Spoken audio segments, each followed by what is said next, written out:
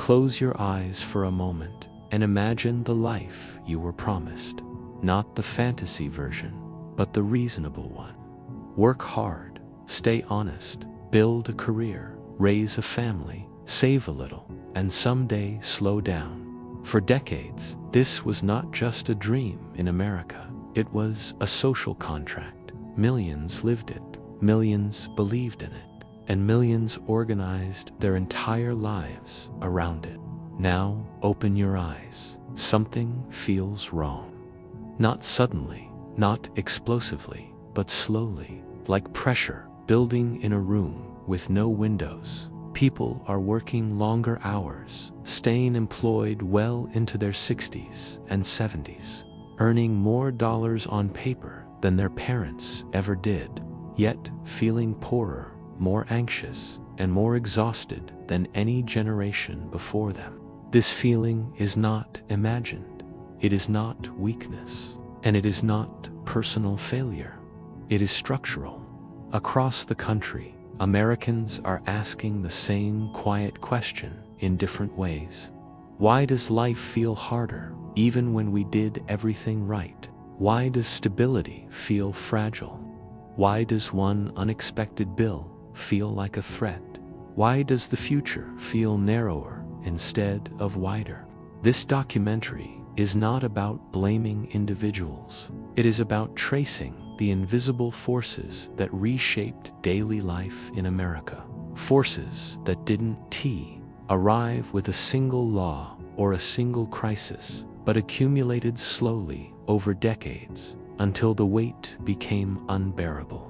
To understand why life feels harder now, we have to understand what quietly changed underneath it. The America that worked. There was a period in American history when the basic promises of life aligned with reality. Roughly from the end of World War II through the early 1970s, the United States experienced what economists now call an anomaly, an era when productivity, wages, and living standards rose together. One income could support a household. Homeownership expanded rapidly. Pensions were common. Healthcare costs were manageable. Education was affordable enough that a part-time job could cover tuition at a public university. This wasn't because Americans were smarter or worked harder than they do today. It was because the structure of the economy rewarded labor more than capital. Strong unions negotiated wages. Corporate profits were reinvested domestically. The tax system discouraged extreme accumulation at the top and funded public goods that reduced everyday risk. Life still had hardship, but effort generally translated into security. The rules were clear. You could plan a future without gambling on it. That alignment mattered psychologically. It created trust, not in institutions as abstract concepts, but in the idea that tomorrow would not punish you for today's effort. That trust is now gone. The slow unraveling, the breakdown, did not happen overnight. There was no single villain, no dramatic collapse. Instead, the foundations began shifting quietly in the late 1970s and early 1980s. Policies changed, incentives changed, priorities changed. Wages stopped keeping pace with productivity. Companies learned they could grow profits without raising pay. Manufacturing jobs moved overseas. Union power declined. Financial markets expanded faster than the real economy. Risk that had once been absorbed by institutions was pushed onto individuals. Retirement shifted from guaranteed pensions to personal savings accounts exposed to market volatility. Healthcare costs rose faster than inflation year after year. Housing transformed from shelter into an investment vehicle. Education became a debt-financed necessity rather than a public good. None of these changes felt catastrophic on their own, but together they created a new reality. Americans were expected to manage risks that previous generations never had to face alone. Life didn't just become more expensive, it became more uncertain. The illusion of progress on paper. America looks wealthier than ever. GDP is higher. Stock markets hit record highs. Technology is everywhere. Choices are endless. Convenience is instant. From the outside, it looks like progress. But progress on paper does not always translate into ease of living. A growing share of Americans report that they feel financially stretched despite earning incomes that would have placed them comfortably in the middle class decades ago.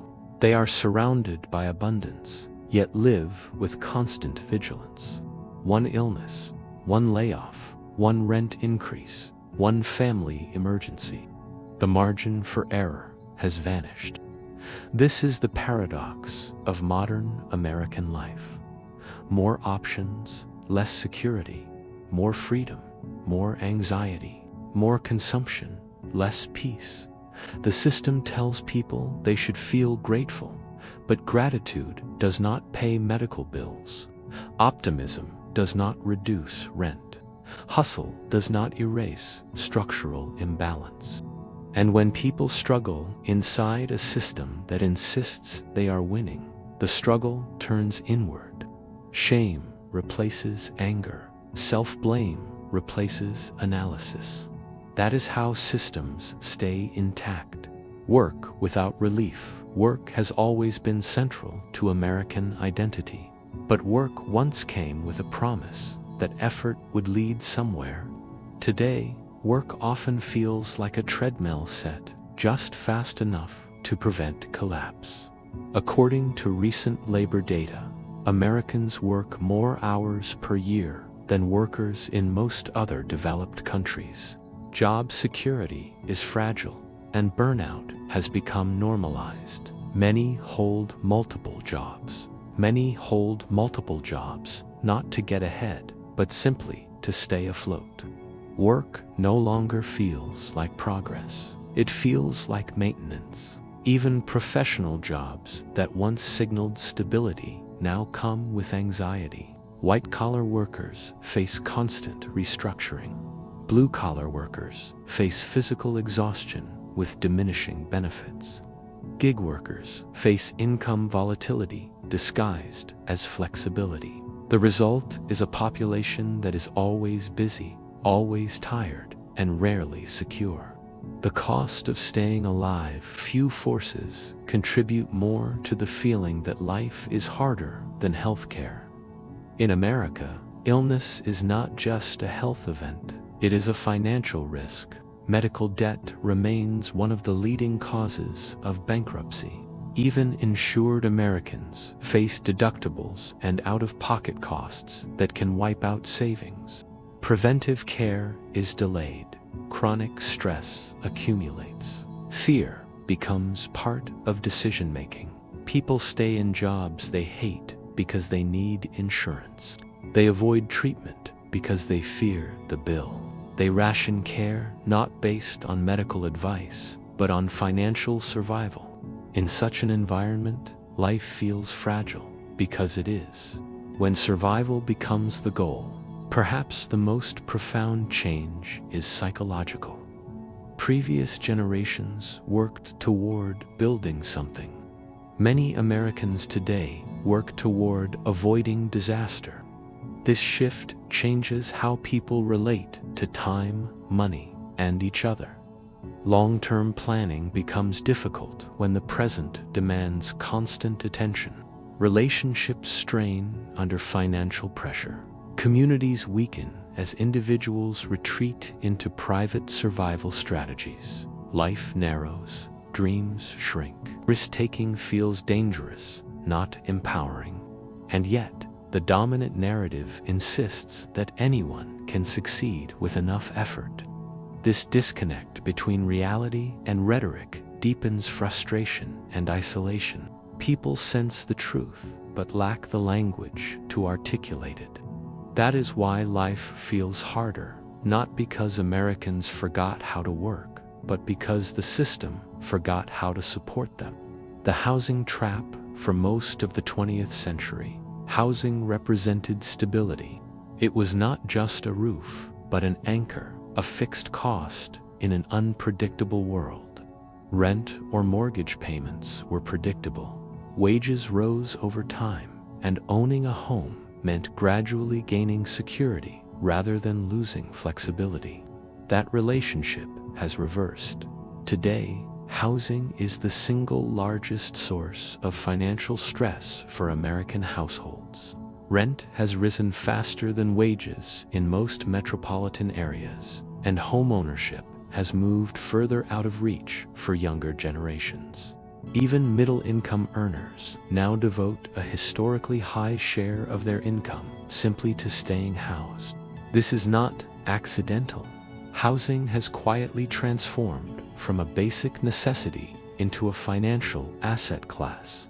Large investors, private equity firms, and institutional landlords now compete directly with families for homes, particularly single-family properties. What was once shelter is now yield. What was once stability is now speculation. For renters, this means constant exposure to market swings. A lease renewal becomes a moment of fear. A moving truck becomes a symbol of displacement. For homeowners, rising property values feel like success on paper, but higher taxes, insurance costs, and interest rates turn that wealth into pressure. Housing no longer absorbs shock, it transmits it, the debt that never sleeps. When wages stopped keeping pace with the cost of living, debt stepped in to fill the gap. At first, it appeared helpful, a bridge to education, a tool for emergencies, a way to smooth consumption. Over time, it became permanent. Americans now carry debt not as a temporary burden, but as a condition of adulthood. Student loans delay milestones. Credit cards subsidize groceries. Auto loans stretch longer than the cars themselves last. Medical bills arrive without warning. Debt reshapes psychology. It limits choices before choices are consciously made. It pushes people toward safer paths, even when those paths lead nowhere. It converts the future into an obligation rather than an opportunity. What makes this system particularly cruel is that it is framed as personal responsibility. Miss a payment, and the moral judgment follows. Yet the need for debt is not caused by recklessness. It is caused by structural imbalance between income and necessity. Debt is not the problem. Dependence on debt is the middle-class mirage. The idea of the middle class still dominates American self-identity, but its material foundation has eroded. Many households that consider themselves middle class are one disruption away from crisis. Savings are thin. Emergency funds are incomplete. Retirement feels distant and uncertain. The traditional markers of stability, homeownership, education, healthcare access, retirement security, now require extraordinary effort and constant vigilance. Achieving them does not bring peace. Maintaining them requires continuous sacrifice. This creates a strange paradox. Americans feel simultaneously successful and insecure. They are doing well by visible standards, yet feel one step behind in reality. The gap between appearance and experience widens, creating quiet exhaustion. People stop asking whether they are thriving. They ask whether they are still standing. The time squeeze, another reason life feels harder, is that time itself has become scarce. Americans are not just financially strained, they are time poor. Long commutes, extended work hours, side hustles, and digital availability consume the margins of life. Even leisure is often monetized, optimized, or performed for visibility. Rest becomes something to earn rather than a human necessity. This constant compression leaves little room for reflection, connection, or recovery. Stress accumulates not because any single day is unbearable, but because relief never fully arrives. The body notices, so does the mind. Burnout is no longer confined to specific professions.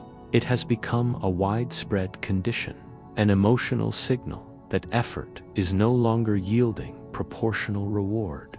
The cost of uncertainty. Perhaps the most corrosive change is not financial, but psychological. Uncertainty has become permanent. In earlier eras, uncertainty came in waves, recessions, wars, transitions, followed by recovery. Today, uncertainty is ambient. It hums in the background of everyday life. Economic forecasts change constantly. Job markets shift overnight. Policies feel temporary. Trust erodes. When the future feels unstable, people retreat into the present. Long-term planning feels risky. Optimism feels naive. Even hope becomes conditional. This is how societies drift, not through collapse, but through quiet resignation. When progress stops feeling human, technology promised to make life easier. In many ways, it has. But ease of access has not translated into ease of living. Automation increased productivity, but the gains flowed upward. Digital tools blurred the boundary between work and rest. Algorithms optimized efficiency, but ignored well-being. Social comparison intensified, amplifying the sense of falling behind. Americans are more connected than ever, yet lonelier. More informed, yet overwhelmed. More efficient, yet depleted. Progress without shared benefit does not feel like progress. It feels extractive. The emotional ledger. All of this leaves an emotional residue. Anxiety becomes normalized. Fatigue becomes expected. Stress becomes invisible because everyone carries it. People internalize systemic failure as personal inadequacy. They wonder why life feels heavier than it should. They question their own resilience instead of questioning the structure surrounding them. This is the quiet tragedy of modern American life. People are not failing the system. The system is failing them slowly, politely, and without spectacle. When doing everything right still isn't enough, one of the most destabilizing experiences in modern America is realizing that effort no longer guarantees progress. People followed the rules. They studied, they worked, they delayed gratification. They avoided reckless decisions. And yet, many find themselves stuck, not failing dramatically, but treading water indefinitely. This disconnect is deeply psychological. Societies function on the belief that actions lead to outcomes.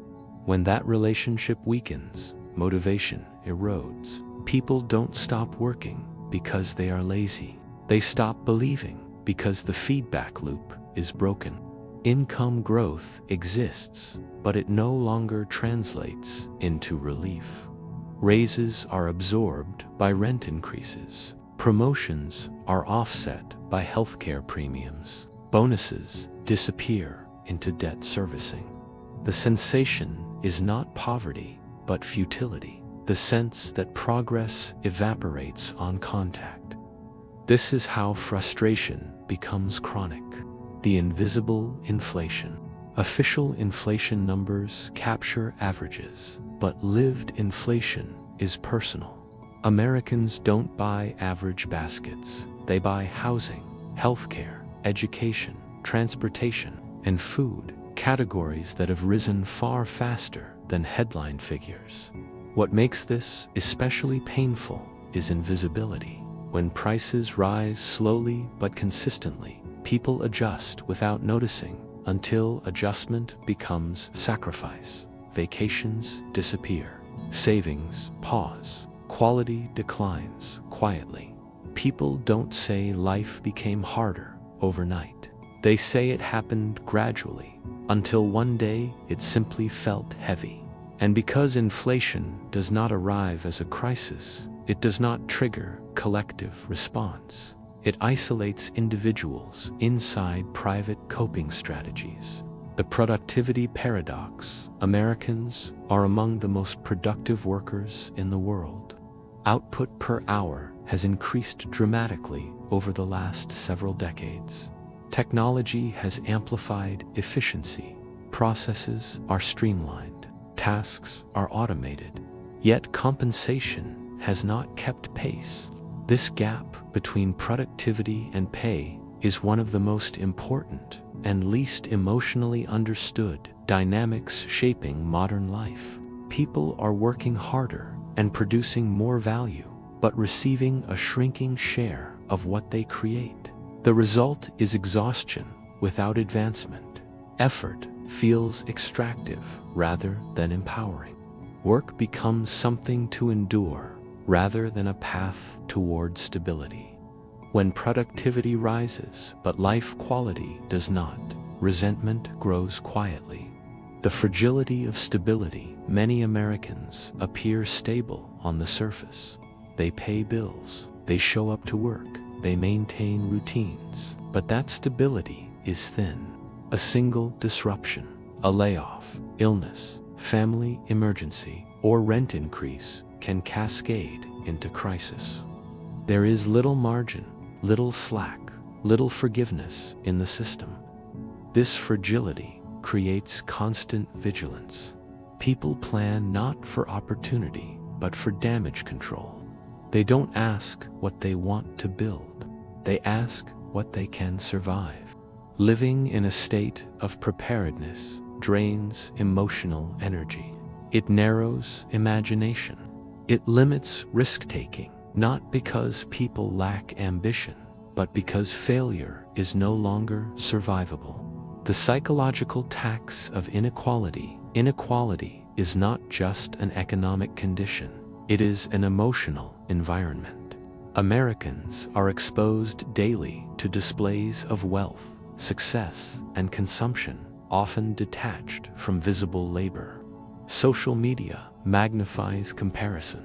Media narratives celebrate extremes. This creates a constant sense of relative deprivation. Even when basic needs are met, the distance between effort and reward feels unjust. People don't resent success itself. They resent opacity. When outcomes seem disconnected from contribution, trust erodes. Fairness feels abstract. Inequality becomes personal, not because people want more, but because they want meaning, a sense that the system responds to input. The erosion of trust. As life grows harder, trust becomes collateral damage. Trust in institutions weakens when promises go unfulfilled. Trust in employers fades when loyalty is not reciprocated. Trust in markets declines when rules feel tilted. Even interpersonal trust suffers. Financial stress strains relationships. Time scarcity reduces connection. Anxiety crowds out patience. When trust erodes, society fragments. People retreat into smaller circles. Cooperation declines. Cynicism replaces optimism. This is not collapse, it is corrosion. Why stress feels constant. Stress used to be episodic, tied to events. Today, it is ambient. People are not reacting to singular crises. They are responding to continuous pressure without resolution. There is no reset button, no clear finish line. This produces a specific kind of fatigue: decision fatigue, emotional fatigue, moral fatigue. Moral fatigue, the sense that everything requires effort and nothing fully restores it. Life doesn't feel harder because people are weaker. It feels harder because the load never lifts. The quiet grief beneath all of this is a quiet grief, not for what was lost, but for what never arrived. The life people expected did not materialize. Not luxury, not ease, just balance, just security, just a sense that tomorrow would be more stable than today. Instead, many feel suspended between survival and hope, unsure which direction they are moving. This grief is rarely named. It has no ceremony, no closure. It lingers. And because it is shared but unspoken, it isolates, even as it connects. When struggle becomes identity in many societies, hardship is seen as a condition to be solved. In America, it is often reframed as character. From an early age, struggle is moralized. Working long hours is praised. Exhaustion is respected. Saying "I'm busy" becomes a badge of honor. Rest, by contrast, feels suspicious, something to be earned, not something required. Over time, this cultural framing transforms economic pressure into personal identity. People don't just experience difficulty, they internalize it. Struggle becomes proof of worth, and questioning that struggle can feel like weakness. This is how a society normalizes overload. The myth of endless grit has become one of the most celebrated American virtues. Perseverance, hustle, resilience. The idea that no matter how difficult conditions become, the correct response is to push harder. But grit was never meant to replace structure. When systems function, grit helps people overcome temporary obstacles. When systems fail, grit becomes a coping mechanism for permanent dysfunction. The burden shifts from institutions to individuals. People are told they are not working hard enough, not adapting fast enough, not optimizing enough. The problem is framed as personal deficiency rather than systemic imbalance. And when effort does not produce relief, shame fills the gap. Why rest feels illegitimate. Many Americans struggle not only to rest, but to allow themselves to rest. Even moments of downtime are shadowed by guilt. Time off is measured against productivity. Leisure is justified only if it enhances performance. Stillness feels unearned. This internal pressure is reinforced externally. Work follows people home through emails, notifications, side hustles, and algorithmic expectations. Boundaries dissolve quietly. Rest becomes something people plan for and then cancel. Not because they need it, but because the system has taught them to distrust it. The disappearance of the finish line. Previous generations were promised milestones. Education would lead to work. Work would lead to stability. Stability would lead to comfort. Those milestones still exist rhetorically, but functionally. The finish line has moved, and in some cases, disappeared entirely. Debt extends timelines. Housing delays independence. Healthcare uncertainty undermines security. Retirement feels abstract or unreachable. Without a visible endpoint, effort becomes indefinite. People are running without knowing where the race ends. And when there is no finish line, exhaustion feels permanent. The emotional cost of self-blame. One of the most damaging consequences of this system is self-blame. When life feels harder, people look inward. They assume they made the wrong choices, picked the wrong major, worked for the wrong company, moved to the wrong city, didn't hustle early enough. This narrative is powerful because it feels actionable. If the problem is personal, then improvement feels possible. But it also isolates. It prevents collective understanding. It discourages structural critique. People suffer quietly, convinced their experience is unique, when in reality it is widespread. Time, poverty, money is not the only scarce resource. Time has become equally constrained. Many Americans are not just financially stretched, they are temporally depleted. Long commutes, unpredictable schedules, multiple jobs, caregiving responsibilities, all compress time into fragments. This scarcity affects everything. Relationships suffer, health declines, creativity disappears, reflection becomes rare. Life feels harder, not only because it costs more, but because it leaves less room to live inside it. The pressure to appear okay. Despite all of this, Americans are expected to perform normalcy. Social norms discourage open expressions of struggle. People say they're fine when they're overwhelmed. They smile while carrying anxiety. They keep pace even when they're breaking down. This performance is exhausting. It creates a disconnect between internal reality and external presentation. When everyone appears okay, it becomes harder to admit that things are not. When coping becomes the goal at a certain point, ambition narrows. People stop asking what they want to build. They start asking what they can endure. Survival becomes success. Stability becomes aspiration. This shift is subtle but profound. A society that once celebrated progress now celebrates coping. And while coping is necessary, it is not the same as flourishing.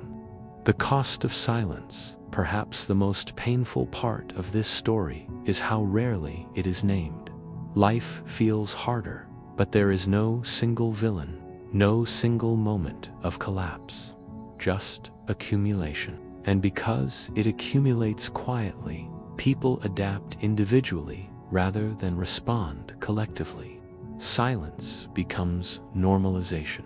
The feeling of falling behind, one of the most persistent emotions in American life today, is not failure, but lateness. People are working, trying, adapting, yet they feel behind. Behind financially, behind socially, behind emotionally, behind an imagined timeline that seems to move faster every year. This feeling does not come from idleness. It comes from comparison. Social media, professional networks, and cultural narratives constantly display curated success, promotions without context, homes without debt, happiness without struggle. These images flatten reality into a scoreboard, and when progress is measured against illusions, even stability can feel like falling. Progress without satisfaction. Many Americans reach milestones that were once considered success, a degree, a job, independence, and feel unexpectedly empty. The problem is not achievement, it is erosion. Wages rise slower than costs, benefits shrink, security becomes conditional. The reward for progress is often more responsibility, not relief. So effort continues, but satisfaction fades. Life feels harder because the payoff is no longer clear. The quiet loss of hope. Hope rarely disappears suddenly. It erodes slowly. It weakens each time effort fails to produce stability. Each time the future becomes harder to imagine. Each time survival replaces dreaming. People stop asking where they want to be in 10 years. They start asking how to get through the next one. This is not a failure of imagination. It is a rational response to uncertainty. What this moment really is, this is not a story about weakness. It is a story about weight, economic pressure, cultural expectations, psychological overload, time scarcity, structural imbalance. Individually, each factor is manageable. Together, they create a constant strain that reshapes how life feels. Harder, not because people are failing, but because the margins have disappeared.